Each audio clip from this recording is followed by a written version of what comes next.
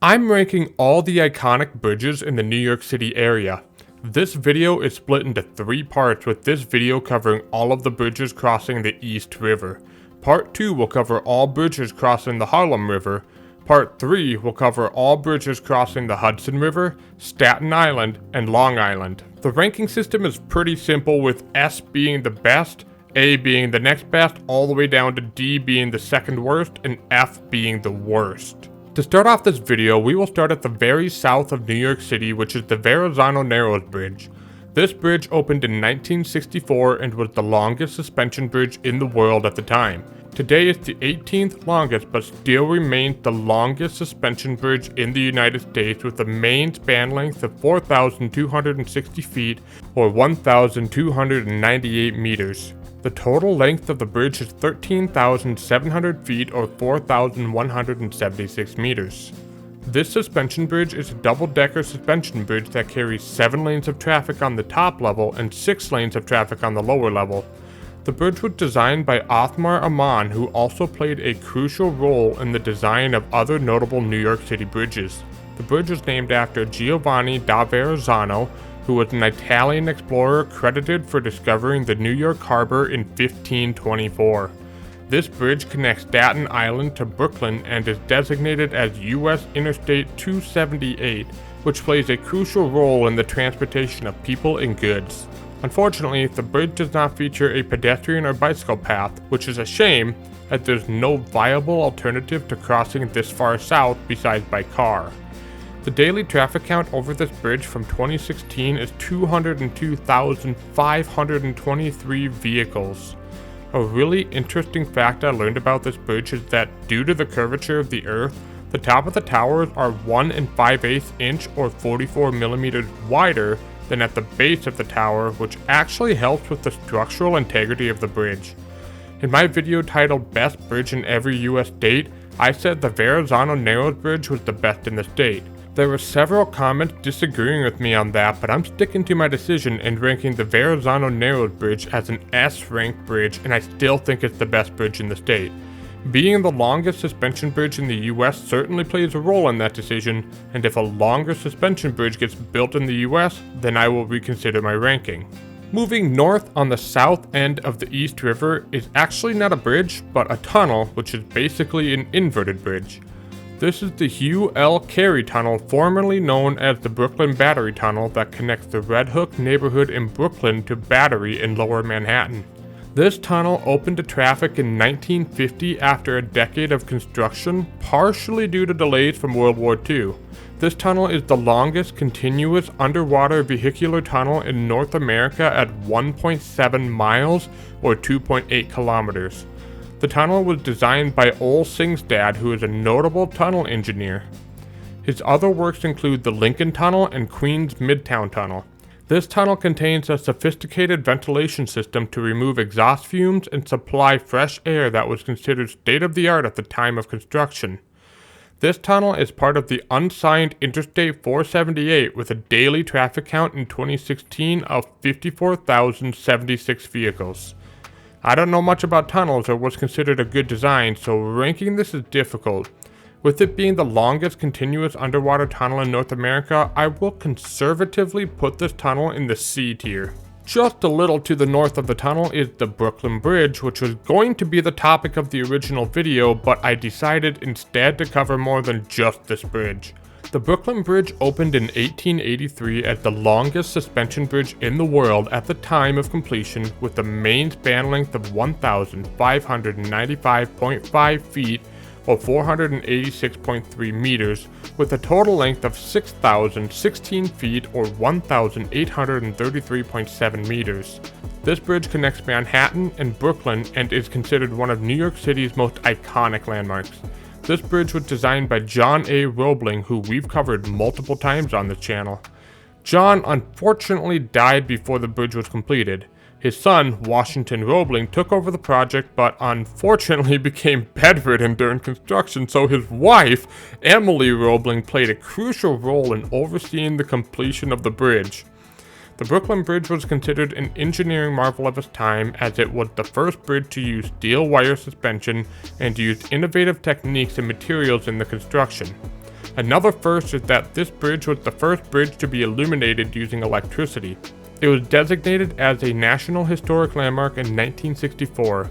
This is the first bridge in our list that has a dedicated pedestrian and bicycle path offering stunning views of the New York City skyline. Only passenger vehicles, pedestrians, and bicyclists are permitted to use the bridge. The daily traffic count from 2019 is 121,930 vehicles. Ranking this bridge is very difficult as there is so much history associated with it, but I do think it is just behind the Verrazzano-Narrows Bridge due to its age and the fact that I'm not the biggest fan of the look of the bridge. I would rank this as an A-tier bridge though. To the northeast of the Brooklyn Bridge is the Manhattan Bridge. This bridge opened to traffic in 1909 and was the last of the 3 suspension bridges built across the lower East River. This bridge was designed by Leon Moisseiff, who later helped design the Golden Gate Bridge. I made a video on the Golden Gate Bridge which I think you would enjoy, so I recommend you check it out after this video. The unique thing about the Manhattan Bridge is that it was one of the first bridges to be designed using the deflection theory, which allowed the structure to be lighter and more flexible. This bridge is a double-decker bridge with the upper level carrying vehicular traffic and the lower level carrying subway, pedestrian, and bicycling traffic. This bridge connects lower Manhattan at Canal Street to downtown Brooklyn at Flatbush Avenue.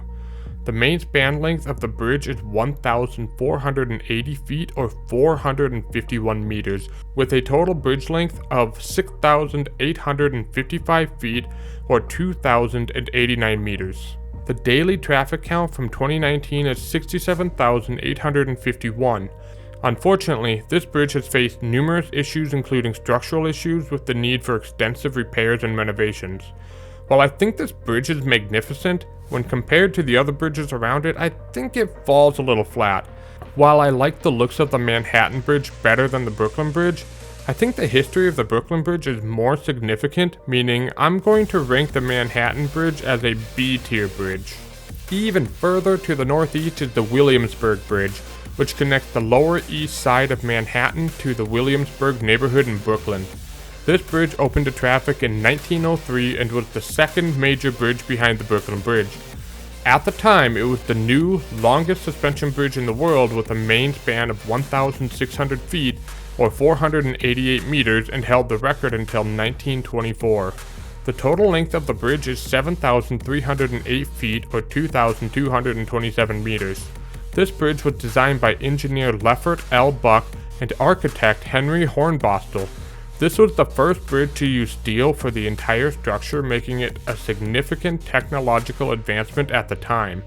This bridge is a double-decker similar to the Manhattan Bridge, where the top level carries vehicular traffic and the lower level carries subway, pedestrian, and bicycle traffic. This bridge is considered a vital transportation route, especially for commuters with a daily traffic count in 2016 of 105,465. This bridge underwent extensive rehabilitation to address structural issues and modernize its facilities. In terms of overall rankings, I think this bridge looks worse than the Manhattan Bridge, but is more historically significant, meaning I would rank this bridge as an A tier, but behind the Brooklyn Bridge. Traveling north from the Williamsburg Bridge is the Queens-Midtown Tunnel. This tunnel opened to traffic in 1940 and was built to alleviate traffic congestion on the city's bridges. This tunnel provides a direct link between Midtown Manhattan to the Long Island City neighborhood in Queens. This tunnel was designed by Ole Singstad, who also designed the Brooklyn Battery Tunnel mentioned earlier. The tunnel is 6,414 feet or 1,955 meters long and consists of twin tubes with 2 lanes each. It featured an innovative ventilation system at the time with large fans providing fresh air and separate ducts to remove exhaust. This tunnel is a crucial transportation link for commuters, tourists, and commercial drivers with a daily traffic count from 2016 of 73,470 vehicles. This tunnel is a part of Interstate 495 and was designated as a bomb shelter during World War II as the tunnel's robust construction made it suitable for emergencies. Efforts to protect the tunnel from flooding using floodgates have been installed after Hurricane Sandy in 2012. Again, I'm not too familiar with tunnels, but I'll rank this one as C tier as well due to the fact that it has a dual purpose as a bomb shelter. We are only halfway through the bridges in this video, and there's a total of 40 bridges, maybe more if I find more. that will be covered in this 3-part series, so if you're enjoying it so far, maybe consider subscribing and helping the channel reach 1,000 subscribers. This channel just recently hit 100 subscribers, and I cannot thank you enough for watching my videos and choosing to subscribe. I greatly appreciate you watching my videos, and I hope I can at the very least entertain you. The next bridge in the East River is just to the north of the Queens-Midtown Tunnel, and that bridge is the Queensboro Bridge, also known as the 59th Street Bridge. This bridge connects Long Island City in Queens with the Upper East Side of Manhattan at 59th Street and passes over Roosevelt Island. It was opened to traffic in 1909 and was built to improve transportation between Manhattan and Queens. This bridge was designed by architect Henry Hornbostel and engineer Gustav Lindenthal as a cantilever bridge. The main span length is 1,182 feet or 360 meters, with a total bridge length of 7,449 feet or 2,270 meters.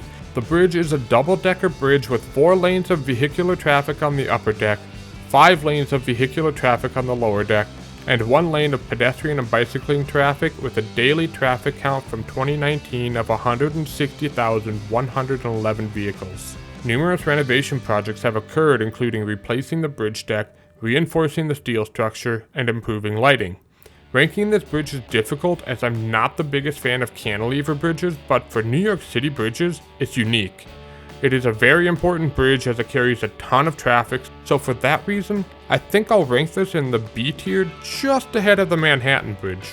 The next bridge is just slightly to the north, and that is the Roosevelt Island Bridge, which connects Roosevelt Island to Astoria, Queens. It is the only route to the island for vehicles or on foot. This bridge was built in 1955 and is a lift bridge to allow marine traffic to pass underneath. The main span of the bridge is 418 feet or 127 meters long, with a total bridge length of 2,877 feet or 877 meters. The lift portion of the bridge can lift 100 feet or 30 meters to allow marine traffic to pass when needed, but it doesn't open often as most marine traffic uses the west channel instead. The bridge daily traffic from 2016 is 8,313 vehicles. As for ranking this bridge, lift bridges aren't my favorite due to higher than normal maintenance costs, even though moving the bridge is really cool. I would rank this as a D tier bridge as the lift section isn't really needed anymore. Moving north, the river splits into the Harlem and East River. Harlem River bridges will be covered in the next video. The next bridge in the East River is the Robert F. Kennedy Bridge that is actually 3 different bridges. We will be talking about only the section that crosses the East River and cover the other 2 bridges in the next video. This bridge opened in 1936 and was known as the Tri-Borough Bridge, connecting Queens, Manhattan, and the Bronx. This bridge section connects Ward's Island to Astoria Park in Queens and is part of Interstate 278, carrying 8 lanes of traffic and a pedestrian path. The Queens span is a suspension bridge and was designed by Othmar Ammann and Alston Dana. The total daily traffic on the combined system sees 200,000 vehicles daily. The main span of this bridge is 1,380 feet or 421 meters long, with a total length of 2,780 feet or 847 meters. Most other suspension bridges we've looked at were double-deckers and were narrower, but this bridge is only a single level. The shape of the towers is unique as it's significantly wider than the other bridges we've seen today. I would rank this as a B-tier bridge just ahead of the Manhattan Bridge. Just to the north is the Hellgate Bridge that carries railroad traffic. It opened in 1917 and is a through arch bridge in the main span, an inverted bowstring truss in the Little Hellgate span, and a truss bridge in the Bronx Kill span. The longest span is 1,017 feet or 310 meters, which is the through arch span. The total length of the bridge is 17,000 feet, which is roughly 3.2 miles or 5.2 kilometers. This bridge includes 3 lanes of railroads and provides a direct rail link between New England and the rest of the US. When this bridge was completed, it was the longest steel arch bridge in the world until 1931. It was designed by Gustav Lindenthal, Othmar Ammann, David B. Steinman, as well as architect Henry Hornbostel, and was originally designed to last 1,000 years with minimal maintenance. Most of the maintenance work required is repainting the steel to protect it from corrosion. As for ranking this bridge, I'm sorry I didn't see this one earlier, as I absolutely love this bridge and think it deserves high praises. That is why I am ranking it as an S tier bridge, just below the Verrazzano, and it's so close that it's almost negligible. Moving to the east by the LaGuardia. Hold up. My New York City friend said it's the LaGuardia Airport, is the Francis R. Buono Memorial Bridge, which is also known as Rikers Island Bridge. This bridge connects Rikers Island with Queens and is used to facilitate transportation of inmates to and from the island's correctional facility. This bridge was opened in 1966, where before they had to use ferries to transport the inmates, which became very expensive. This bridge is a steel girder bridge with 3 lanes of traffic and 1 lane of pedestrian traffic, with a total length of 4,200 feet or 1,280 meters. The daily traffic count from 2016 is 14,817. Honestly, this isn't a good looking bridge, and at least one bridge has to be an F tier, and I think this bridge is deserving of that. Just because a bridge is an F tier doesn't make it a bad bridge. It's still safe and still a good mode of transportation, but it's simple in its design and lacks ingenuity. Moving even further to the east is the Whitestone Bridge that connects Throgs Neck in the Bronx to Whitestone in Queens. This bridge opened to traffic in 1939, and it carries 6 lanes of Interstate 678. The daily traffic count in 2016 is 124,337 vehicles. This suspension bridge was designed by Othmar Amman and Alston Dana, with a main span length of 2,300 feet or 700 meters and a total bridge length of 3,770 feet or 1,150 meters. When it was designed, it was very similar to the Tacoma Narrows Bridge that collapsed. The Whitestone Bridge then received extra stiffening trusses to the bridge. I've realized I've ranked a ton of suspension bridges today, and most of them are very similar, so it's hard to figure out where to rank these. The architectural style is pretty simple, and it doesn't look as good as the Manhattan Bridge, therefore I'm going to drop this bridge down to a C tier bridge. Finally, the last bridge in this video. We still have 27 more bridges to go after this. This bridge is the Throgs Neck Bridge, which is the easternmost bridge in the East River. This bridge opened to traffic in 1961 and is a part of Interstate 295 with 6 lanes of traffic. The bridge was designed by... Come on, you should know by now.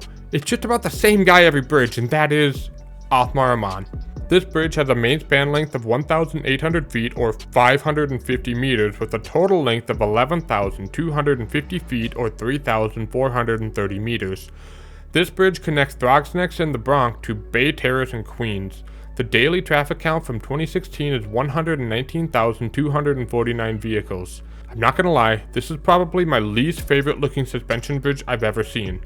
It serves its purpose well and carries a ton of traffic, but the architectural design just seems so lackluster. Argue with me all you want, but I'm putting this in D tier just above the Roosevelt Island Bridge. So what do you think of my ranking? Do you agree? Disagree? If you haven't already subscribed, please do and help this channel grow to 1,000 subscribers.